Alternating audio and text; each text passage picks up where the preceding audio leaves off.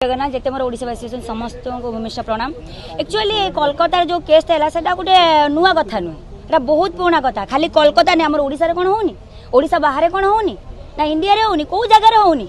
किंतु जो मैंने देखो अलग देश बाहर देश देखो जो मैंने एमती माने जघन्य अपराध कर माने निंदनीय कथा, सर्वप्रथम तो बहुत निंदनीय कथा से एनकाउंटर करदे कथा पटापट। आप देखिए न्यूज, मुझे बहुत न्यूज देखुली और अलग अमेरिका रे चीन रे देखो एनकाउंटर पटापट 4 घंटा ना 8 घंटा 10 घंटा भितर एनकाउंटर कर।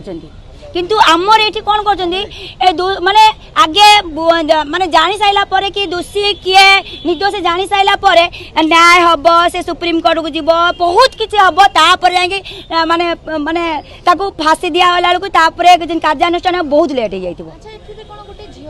नाई ना किसी भी दियो शुण आजिकल या जुगरे देखु माने पुरुषर जति भी अधिकार अच्छी, नारी भी से अधिकार अच्छी। गोटे नाई नाई गोटे पुरुष जी इनकम करुच्ची गोटे आगु को बाहर की सब परिवार चलाऊँ ना, गोटे नारी भी आजिका डेट में समस्त जानिए नारीटा भी गोटे इनकम करके माने परिवार को चलाऊँ।